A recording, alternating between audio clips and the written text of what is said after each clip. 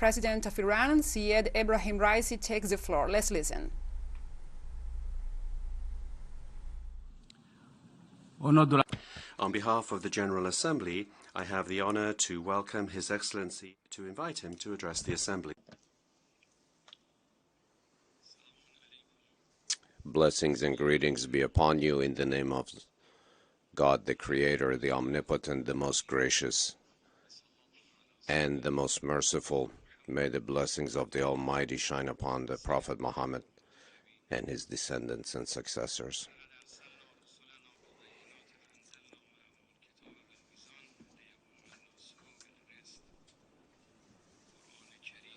The Holy Quran states, "Dear Creator, Omnipotent of the world, accept our regards and respects towards your chosen messengers, Abraham, Moses, Jesus, and Prophet Muhammad, who brought the message of justice, spirituality, and proper behavior and compassionate comportment to the people of the world, and they destroyed the foundations of injustice and lack of fairness to allow humans to build a new world for their future." Ladies and gentlemen, Mr. Secretary General, the foundational need for a better world is justice. All of the hopes and aspirations of humankind are built on justice, and they have the capacity for the creation of such a framework of all-encompassing justice, which means elimination of injustice. We are defenders of a fight against injustice in all of its forms, against humanity, against spirituality, against the Almighty, against the people of the world, no matter where it may occur. A wish to be closer to the Creator and the teachings of the Creator exists in all. Change is witnessed in revolutions throughout the history of humanity. Even though a lot of movements never reach the maturity of a revolution, many of the revolutions deviated from their original path. However, the success of many people and nations, such as the nation of Iran, in the realization of their aspiration for the Islamic Revolution, has strengthened in the heart of the people around the globe such aspirations. The Islamic Revolution of Iran was the realization of the movement of the people of Iran towards justice and fairness. Even though faced with a lot of plots throughout the decades, it has been able to safeguard itself. As a first step, the nation of Iran, based on an advanced social and organizational order, created the Islamic Republic of Iran in order to create justice internally and bring to the world order a message of justice and fairness. Key components on this path were spirituality, multilateralism. Ladies and gentlemen, I am grateful and honored to be the representative of a people and a nation that has inherited a great civilization that has been free for millennia and has always managed to defeat the plots of the enemies that sought to conquer it. A nation that has always seen oppression as an existential enemy and has always fought in order to destroy the enslavement of Babylonians all the way to the Palestinians. We believe in a common fate for humanity, and we are for the globalization of justice. What we seek for ourselves, we wish on to others as well, and what we do not wish for ourselves, we do not impose on others. The nation of Iran believes that justice brings unity, brings cohesion, and warfare is a destroyer of all things. for a country that wishes internally to have justice, but then outside of its own borders creates or trains various terrorist groups and unleashes them on various nations, must be ashamed in the face of humanity, must be ashamed when faced with principles of freedom and justice and fairness. Humanity does not only belong to certain segments of the world. The Islamic Republic of Iran, by taking aspiration from its constitution and the values, the spiritual values upon which it is based, sees as one of the most effective ways to safeguard human rights and has used the most useful tools in order to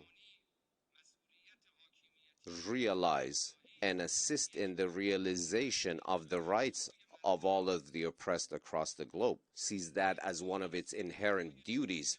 The Islamic Republic of Iran rejects some of the double standards of some governments vis-à-vis human rights and sees that as the most important factor which has rendered banal the topic of human rights in the eyes of many, because this is something that is currently taking place, a discourse that is taking place in the Islamic Republic of Iran, where we started speaking of and creating a dialogue about the death of tens of innocent women in a Western country. So until we have these double standards where attention is solely focused on one side and not all equally, we will not have true justice and fairness. Human rights belongs to all, but unfortunately this is trampled upon by many governments. The native tribes of Canada, whose bodies of hundreds of their children were discovered in mass graves in a school, the rights of the Palestinians, the right to life of the occupied of an occupied people, of those who have fallen victim to terrorism, those who seek freedom and refuge, but only to have their children locked up in cages.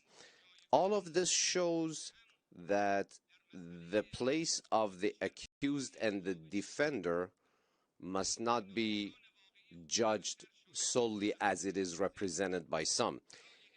It does need a foundation which many lack these days in order to claim the right to safeguard human rights. When talking about and remembering the savagery and the crimes of ISIS, of Daesh, that enslaved Christian and Yazidi and other religious minorities, women and children, it shows when we entered the arena to defeat them, it shows that we have been clearly on the side and as defenders of human rights, and those who defended and promoted Daesh, ISIS, had to be seated at the table of the accused. Dear ladies and gentlemen gathered here today, we see today that we are witnessing a change of the world order, a unilateral world, a world of hegemony, a world in which financial power gains control over standards of behavior, where criminal and oppressive sanctions against nations and the use of international organizations as a tool of oppression and exerting pressure on defenseless nations. In other words, we're speaking of a world completely privy of justice and fairness. So this order has lost its support in the thought of nations and people throughout the globe. A new order has been shaping up to take its place, and it's without a doubt that it will be created, from Lebanon to the Palestine occupied territories, all over our region. We see the defeated policies of such an old system. Now we see terrorism, we see the trampling upon of native cultures and religions, and standing unjustly against multilateralism, unilateral actions. All of these have created great challenges on the path to human progress. We firmly believe that in order to face the challenges, old challenges as well as new frameworks in the world, we have no choice but cohesiveness and unity based on multilateralism and justice, based on shared human and common values, based on divine teachings. There is no other path. We believe that all freedom-seeking nations have their hearts tied to such deep-rooted values, and the defense of all of these values against the oppressors across the globe rests on our shoulders. What we seek is the right of the Iranian nation, of the Iranian people. A relationship based on oppression will not be tolerated. We will stand firm and proudly defend the rights of our people and our nation. We believe that any oppressive action is an action against world peace and stability, which is a threat to the entire world. Reaching security throughout the world through any path other than justice would not be sustainable or permanent, and that is precisely what we expect of the United Nations to support and do. Of course, the implementation of justice and fairness is quite challenging and difficult, and perhaps it is because of that that many of those who claim to be on the side of peace, they run away from the responsibility of peace. So we say on to them, since you do not wish to carry the burden on your shoulder, do you not even wish to carry the burden of fighting against oppression? Our belief is deeply rooted in the Quranic culture that says, do not be oppressors nor oppress anyone. And the fate of many nations is tied to exactly these principles. Those who run away from the logic of character, fairness, and justice run to unilateralism and oppressive powers. A nation that lacks logic relies on coups d'etats, military interventionism, boots on the ground, a chosen and unfair selective fight against terrorism, and many other injustices. The use of nuclear weapons, did that take the world closer to fairness, justice, and peace, or did it become the foundation for hegemonic powers? The killing of hundreds of thousands of Yemeni, Iraqi, Syrian, and Afghan children, which human value did that serve? Were these not the evil faces of the total lack of justice and fairness in many parts of the world? And in reality, what does the Islamic Republic of Iran seek other than obtaining its own logical and fair right, which has caused havoc and chaos among the oppressors of the world? Dear colleagues, today the willingness to move in support of hegemony has become a sore point for humanity throughout the world, and it is a serious threat. It is the wish of the nations across the world on an increasing basis to obtain justice, independence, while enjoying security at the same time. The realization of the front of resistance shows, I repeat it, the realization of the doctrine of resistance shows the extreme and deep-rooted willingness of many people to obtain true justice, whereas unilateralism has been the tool that has been used to hold many countries back on a selective basis. America cannot accept that certain countries have the right to stand on their own 2 feet, and they keep equivocating militarism with security. The Friends of America do not enjoy a better situation. What is occurring today in Europe is a mirror image of what has occurred in Western Asia in the past few decades.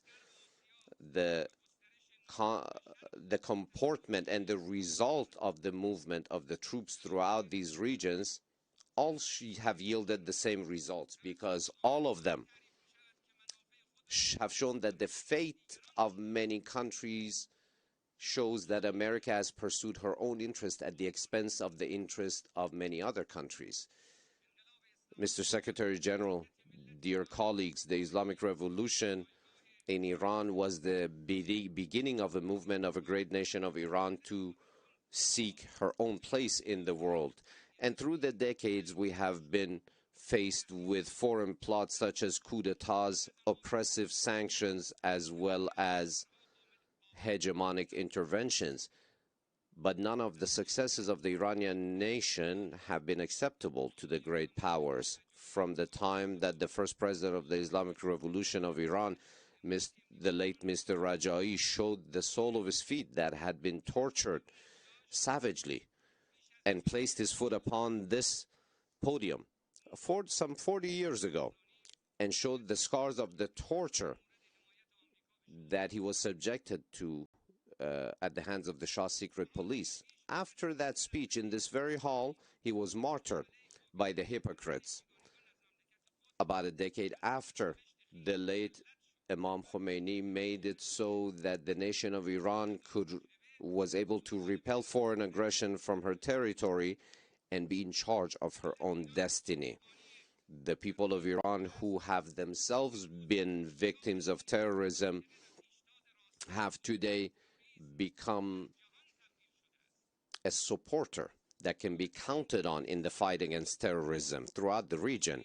Today, the Islamic Republic of Iran, in order to reach her just aspirations, has spent much capital. From the time when Saddam Hussein tore up the Algiers Accord and attacked Iran in an unprovoked manner, all the way to the time when the American government trampled upon the nuclear accord, and we saw a new phase of criminal behavior against humanity. Some time ago, the previous president of the United States of America announced that ISIS was created by the United States of America. For us, it makes no difference whether ISIS, Daesh, was made by which administration, which American government. What matters is that a government on the other side of this planet decided to bring havoc and chaos to the geography of our region at the expense of the lives and the blood of women and children and the innocents. But the Islamic Republic resistance put an end to that movement, to that destructive movement. And the leader that descended into the arena of the fight against terrorism was no one other than the beloved late martyr General Qasem Soleimani. A man, a freedom-seeking man who became a martyr on the path of obtaining the freedom of the nations of the region. And the previous president of the United States of America effectively managed to sign the document of the savage crime, an illegal crime, an immoral crime. And what was said in so many words shows that the oppression that is imposed upon the nations of the region in such a fashion, it has managed to heal some of the broken hearts that we saw in result of this crime. The proper pursuit of justice in the face of a crime that the American president admitted to have put his signature on will not be abandoned. We seek through a fair tribunal, we will pursue through a fair tribunal to bring to justice those who martyred our beloved General Qasem Soleimani. Ladies and gentlemen, the history of Iran is the history of a nation that has learned to stand on her own 2 feet and not to lean on anyone else, to depend on anyone else. Iran learned this lesson after, in both world wars, it announced its neutrality, yet was always subject in both wars to foreign occupation. And after, in the 1950s, when it came towards America and relied on America in order to obtain the national dream of the nationalization of the oil industry, it was again betrayed. And after the nuclear accord was signed and accepted within the framework of the United Nations Security Council, even that accord was trampled upon unilaterally.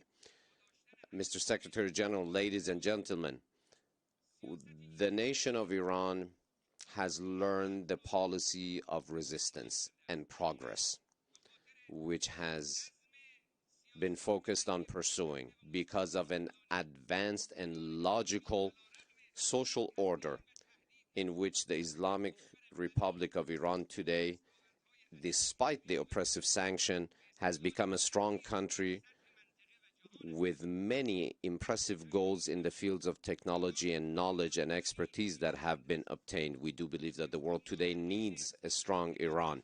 Today, while having the capabilities to export, and in addition to our exports of oil and gas, we do have distribution networks for electricity throughout our vast nation. In knowledge seeking, biosciences, nanotechnology, nuclear sciences, we are at the forefront. And Iran's growth in these sectors is considerable.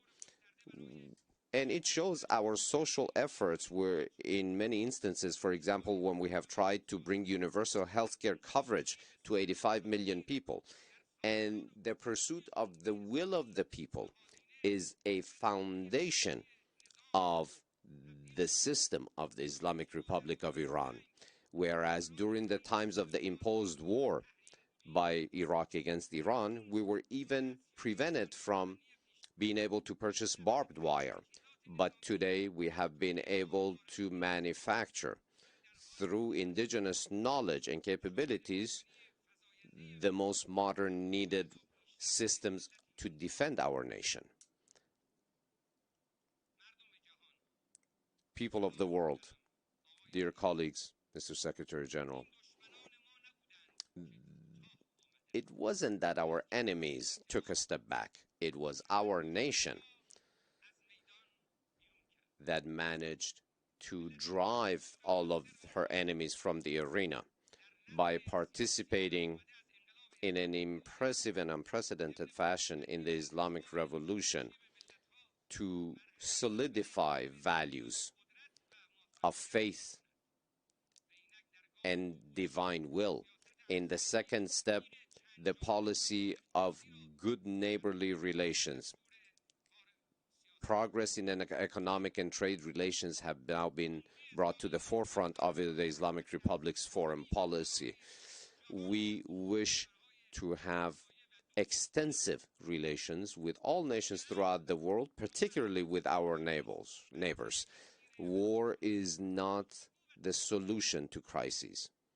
Dialogue and conversations and negotiations are the true solutions. The Islamic Republic of Iran, as a powerful country in the region, is present and willing to solve crises. During the past few years, the regional trade of Iran has seen impressive increases, and we have now entered with our neighbors into a new season of expansion of friendly, neighborly, and brotherly ties.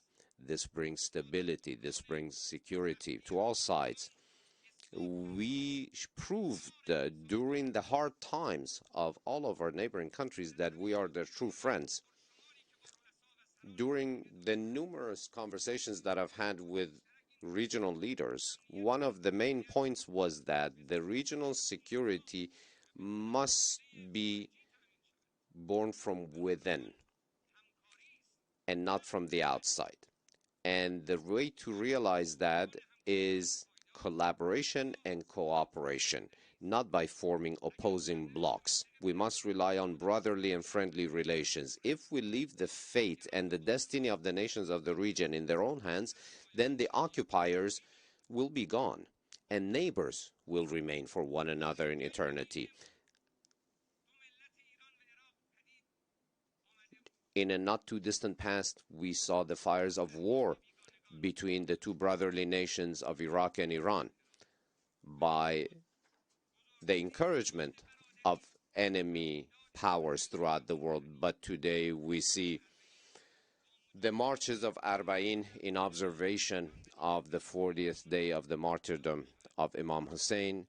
We see that that grand, glorious march takes place in observance of that martyrdom, and in order to renew our faith in those values and to respect those who gave their lives, the descendants of the Prophet who gave their lives for human dignity and human values. Dear colleagues, I would like to direct your attention to one of the most egregious points that shows the oppressive powers present in the region. The region has not seen previously such a occupying savage power such as the Zionist regime in its midst in the past. The killing of children and women are present in the dark report card of the Zionist regime. It has managed to form the biggest prison in the world in Gaza. And the building of the expansion of settlements and housing illegally on Palestinian territories and on Palestinian farms, and the killing of their children and new generations shows everyone that 7 decades of Israeli occupation and savagery is still with us and not ending. But the world powers must show why they keep running away and evading the solutions proposed by the Islamic Republic of Iran in order to resolve the Palestinian crisis.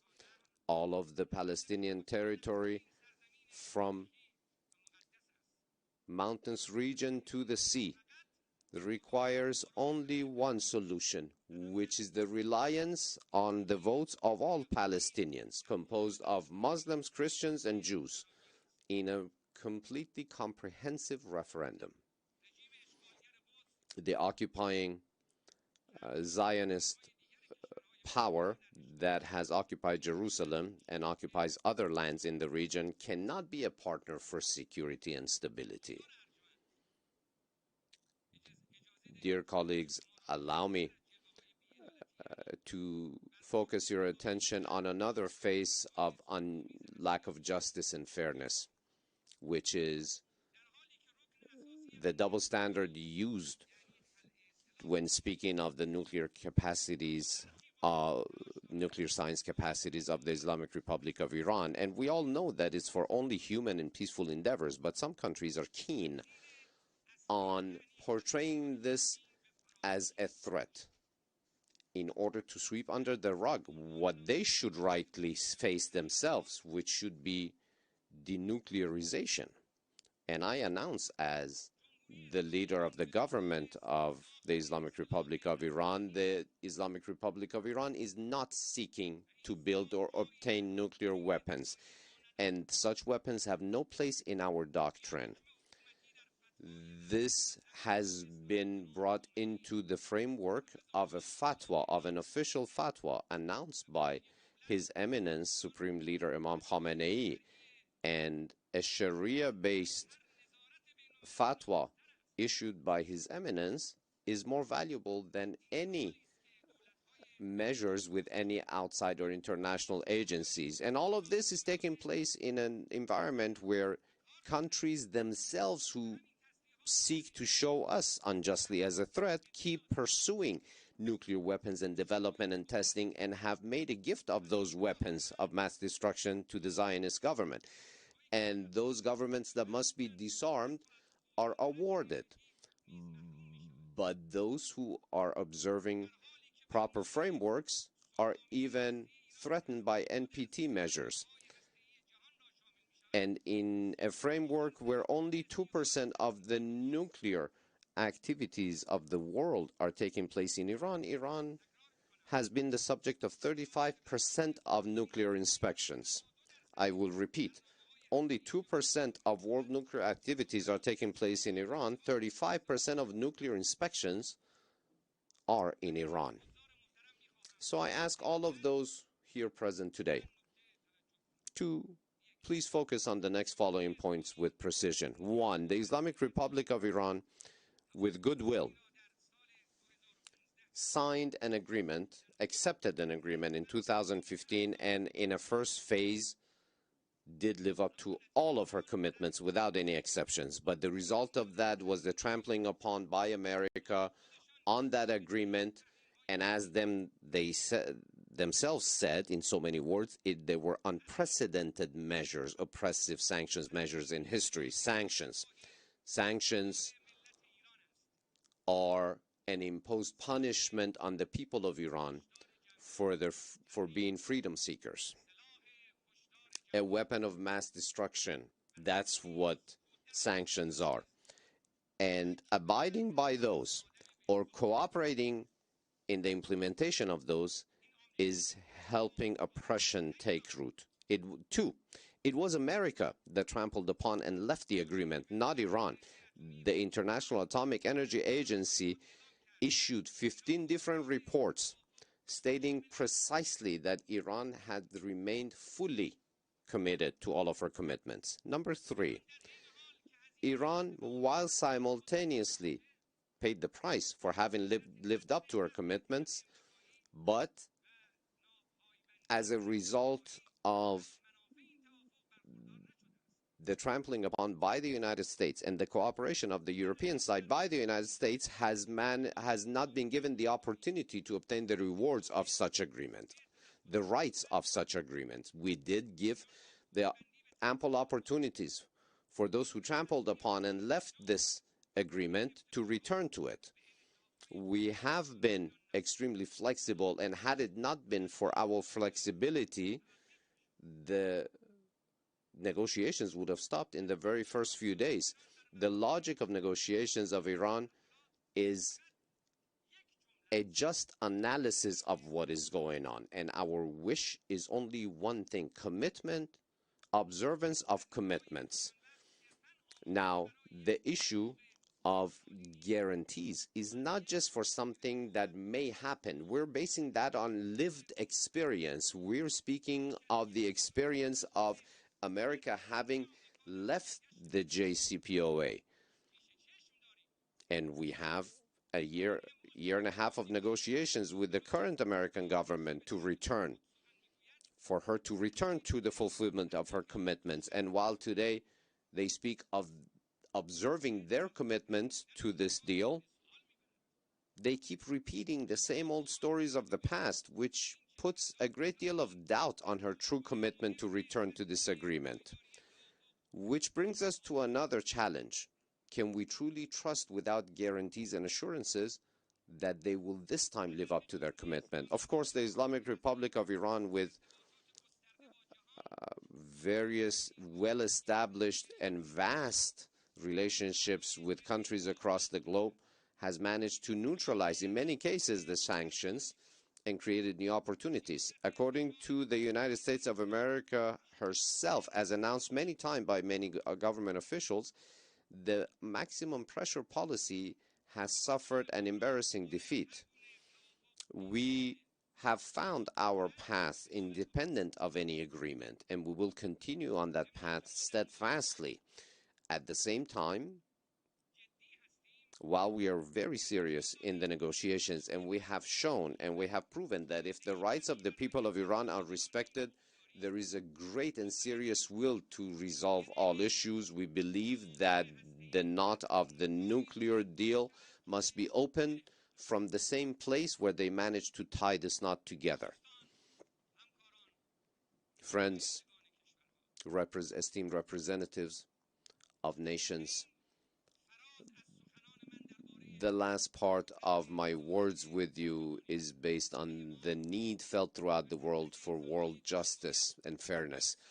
Every single one of us, every single human must be a part of actively building a new world based on justice, based on human values. If we wish the new world to be acceptable, to be one of character, to be one that is powerful and successful in resolving challenges facing humanity, has no solution other than to be based on international fairness and justice, which needs the following principles. 1, feeling collectively responsible throughout the world against oppression. Number 2, respect for the wish and will of the people and nations, and refraining from direct engagement in their internal affairs. 3, elimination of double standards. 4, standing up against violence and war. 5, independence and prudence in the actions of international organizations. And most importantly, the creation of roles for dignified and qualified humans of experience so they can create this new system.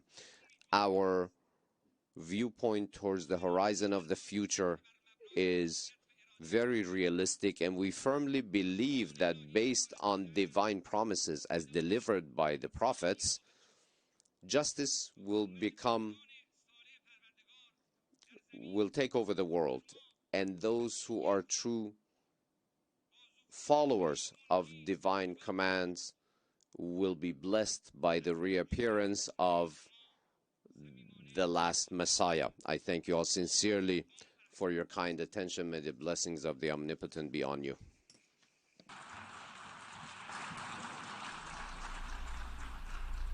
We were listening to the statements of Iran's President Seyyed Ebrahim Raisi. The Iranian head of state referred to the need for a more fair world with more respect to cultures and religious beliefs. Raisi said respect for multilateralism is the true path of humanity, and that double standards are applied against his nation. He also recalled crimes against minorities, such as in Palestine, and against Canada's indigenous communities as examples of human rights violations overlooked by the West. He also denounced Western hegemony and intentions of sustaining a unipolar world. Raisi denounced the current political and critical situations that Yemen, Iraq, Afghanistan, and Palestine live, pointing the U.S. as the one moving the strides behind this crisis in the Middle East, and said his country thrived despite U.S. hostilities, especially under the Trump administration, and said it is U.S. responsibility to return to the nuclear deal as it were the one that abandoned the agreement. Stay tuned with teleSUR. We will provide you with more updates in upcoming news briefs.